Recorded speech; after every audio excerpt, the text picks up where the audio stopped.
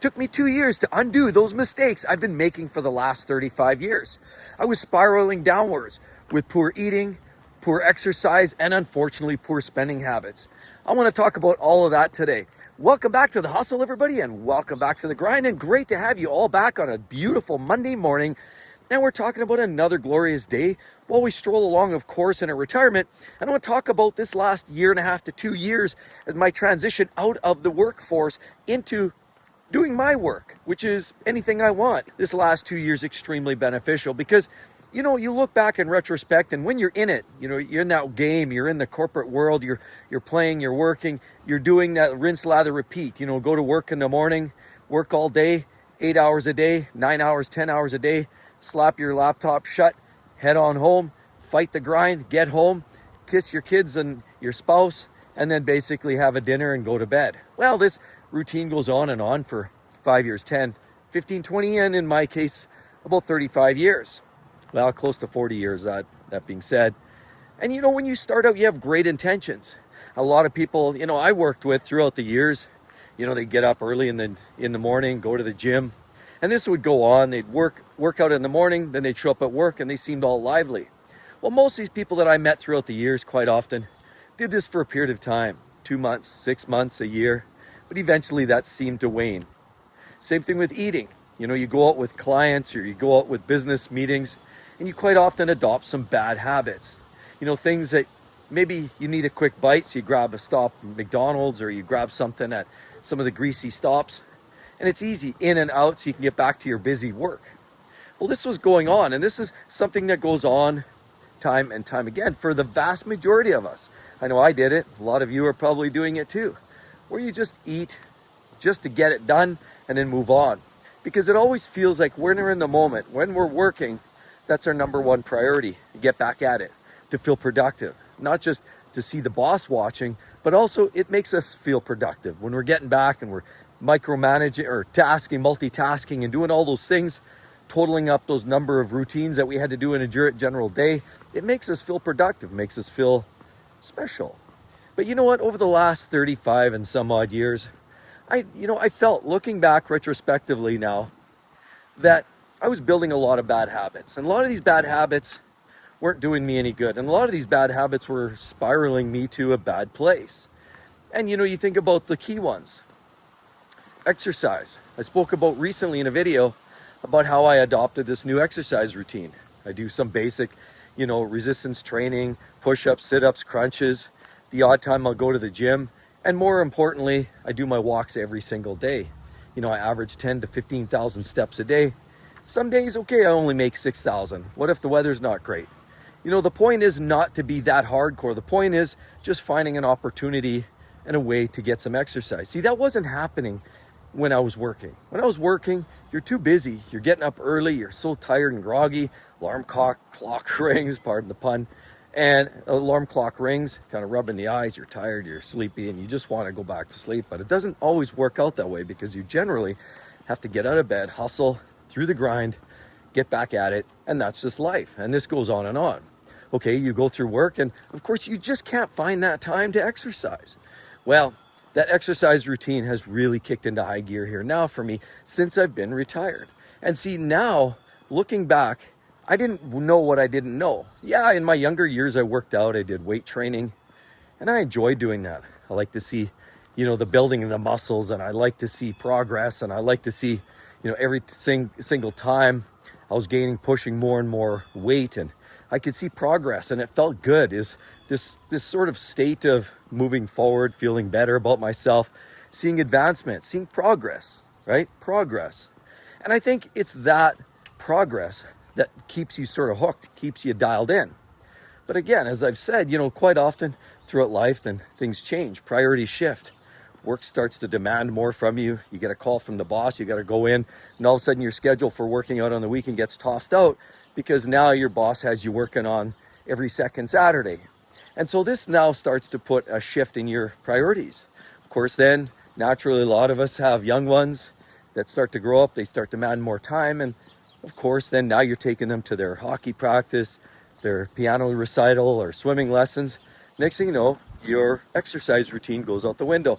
And this is exactly what happened. You know, after 4 young ones, myself, and of course being married, that all just sort of takes different shifts. It's a time shift, and that's just something that we all go through. It's something that we just have to manage. And I managed it. But in juggling all these priorities, in managing my time, and it was never a compromise, it was just moving time around, because I loved my time, and I continue to love my time with those around me. My family, absolutely the best things of my life. But it does take time, especially when they're younger and you're trying to get them through school and sports. It takes some time. And in doing that, you pretty much put all your priorities on hold. Okay, every once in a while, I go out for the odd skate. I get in a men's league hockey game, and you'd go on a Saturday and play a little bit of hockey for an hour and a half. But that was once a week. And other than that, you're just pretty much resigned to sitting in front of a chair and your laptop every single day, just slowly but surely deteriorating. Every single day, every single week, you can't climb those stairs like you used to be able to. You get out of wind, and you just don't feel as good. You look at that midsection, turning into a balloon. I used to have somebody make fun and say, "Hey, it looks like you're wearing your balloon shirt today." And anyway, that was always an ongoing laughing joke, but a lot of us start to gain a little extra weight. And unfortunately, it's the cardiovascular health that's even a bigger issue, because now all of a sudden your heart is a muscle and it's not working out as much as it should. The lungs, same thing, not getting the exercise, not getting the push that it needs. And so this long 35-year career has seen a long, just chronic deterioration. So the last 2 years, I fixed that. I've started doing the exercise again. I feel so much better. I feel more energetic in the morning, and I feel like I'm always ready to go. Sure, after a long, busy day, I still get a little tired at the end of the night. It's kind of nice to sit back, watch TV, and pass out. But that's usually after a full day. I don't waste too many days, unless it's raining or snowing. Then I try to find something productive to do inside the house. But ultimately, a lot of times what we find is ourselves just neglecting those things. The priority to work out, exercise, or some sort of movement is just what the doctor ordered. Another thing that I noticed when I was, working the last 35, 40 years, and those are choices. We can make those. Those aren't necessarily connected directly to working. Although a lot of times, because you are busy, you just feel this a lot easier just to grab that quick food, that quick snack, that quick set of calories. And that's not good, because a lot of places I work, they'd bring in donuts and, pastries, and you'd indulge. Grab one, grab two.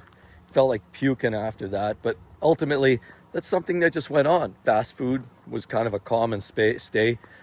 And even though we did have a fairly traditional home life, and for quite some time, of course, we would eat relatively, solid home-cooked meals, the point is that does start to deviate with time again, as the priority shifts off to soccer practice, off to hockey, whatever it is, all of a sudden starts eating into that time, pardon the pun. And so your eating starts to slide, and it did for me as well. And over the course of the last 35 years, I saw so many of those ups and downs. Good eating, not eating, inconsistently, working nights, all of a sudden you're skipping meals, or you're eating at 3 a.m. And this just was not good. It just takes a toll on the body. And I know that, that, the doctor knows that. But, I found myself in a position where I just constantly eat bad food, fast food, and I knew it wasn't doing me any good. I saw it again on the midsection. I saw it in a lot of ways. A lot of people have commented lately how it looks like I lost so much weight, and they're asking if I'm feeling okay. And there's a lot of concern out there on social media because, I put my face out there a little bit, and people are asking, like, are you feeling okay? Is everything fine?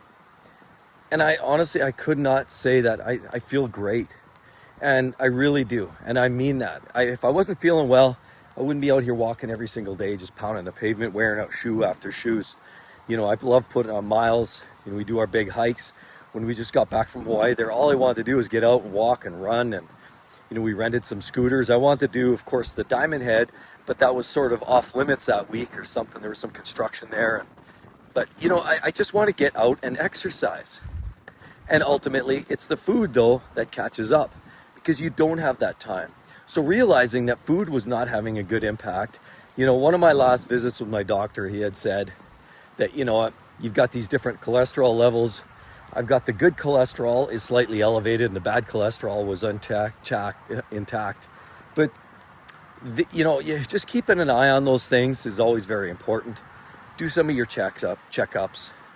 I did a little checkup with a doctor here this year, check on a little health condition thing that I thought I was dealing with, but turns out it wasn't serious.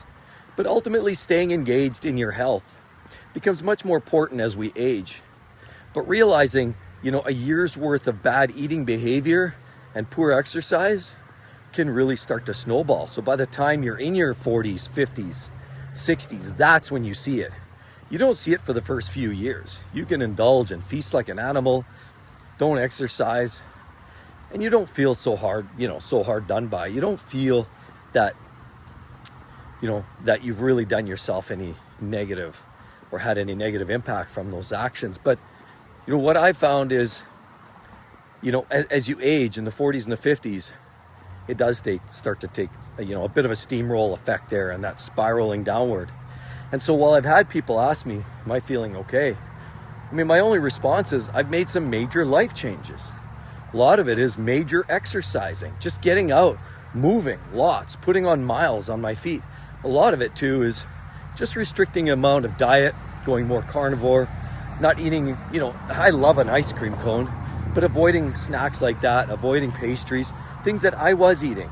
So when you start cutting back all those sugars and snacks, and you start eating more meat, less carbohydrates, and you exercise to the tune of 5 to 10 miles a day, that's exactly what starts to happen.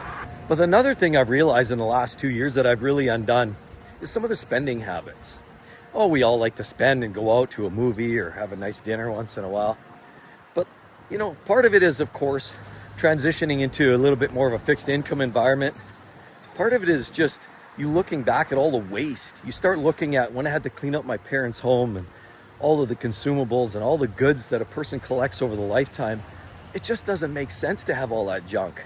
A house ultimately becomes a junk collecting facility, and my house is no different. Now, rather than spending money on a lot of junk and consumables, I really watch my pennies. And not just because of, the fixed income aspect, although that is a factor. As you age, you're trying to be cognizant a little bit of, where your money's headed. But a big part of it too is I just can't imagine just loading up on more of these consumables and just for my kids one day to have to toss out and have to discard and clean up the house and make a decision whether those are valuable or not. When in actuality, we know the vast majority of low quality goods, as it were, that cheap, I'll just say it, IKEA furniture, that little knick-knack that you want to put on your counter, or those cheap appliances that you got on Amazon that just, they don't work quite right. Just all that knick-knack, tallywhack stuff that a lot of times you just don't really need. And I'm starting to realize now, of course, in these last couple years, that, I'm trying to control the savings a little bit. I'm trying to control the spend. And I'm certainly trying to eliminate buying garbage. If we need something good, I'd rather buy some quality good, spend 10 times the amount than buying a bunch of 20 little knick-knack, junky little items that have no value and they'll be tossed away in, 3 to 4 months. So I'm realizing now the value of money more than ever. And the idea of blowing cash, the doggy's a little happy camper over there. The idea of blowing cash just for no real reason just makes no sense to me. If I can fix something, I'm the handy guy. I can always fix something, patch something up. There's a lot of times I look at some old tools or old equipment around the house and I wonder, I've had people say in the house, why don't we just throw that out, buy a new one? Well, the problem is, other than that little frayed cord on the end of it, that's built way better than the new stuff that you're going to replace it with. It's like appliances. We know anything new you're buying today just isn't made to last. I come from the engineering background, and let me tell you, when we talk about cars, consumer goods like fridges and appliances, and there's pretty clear to me that nothing is built like it used to be. It'll probably last a little longer than some of those vehicles back when we were using, engines that were running on leaded fuel, and we know those engines didn't last. But I also believe that what I've seen in recent years, we've taken too much technology, started applying it now for the sake of finite little gains, and now we've added so much complexity that nobody can fix their own stuff, And it basically becomes, a new style DVD player or VHS that you just throw it out when it doesn't work, because everything's inside's plastic gears, plastic little pulleys, plastic. And there's no point. There's no replacement parts, and the parts are so cheap and junky. And even if you were to find replacement parts, they charge you more than a complete unit. So the idea of, designed obsolescence is real in my mind. So knowing that you're going to pour a bunch of money in new appliances and new goods that just aren't returning the value just doesn't make a lot of sense to me. And so the idea of spending just means that it has to make sense. I'm okay in spending. I'm okay in buying a car. I'm okay in buying goods if you need it. But I'm going to do the research, and I'm going to make sure that I'm buying goods that are worth it, rather than just wasting money on a bunch of junk. I also look around. Every once in a blue moon, you just get that urge to have that junk snack. I'll just throw it in there. Have you ever seen the prices on Taco Bell lately? Wow. You know what they're charging for a cheesy fry now here in Alberta? $7 and some, like seven, it was seven something. I'm like, I was craving some cheese fries. That's kind of my guilty pleasure, once, a couple times a month maybe.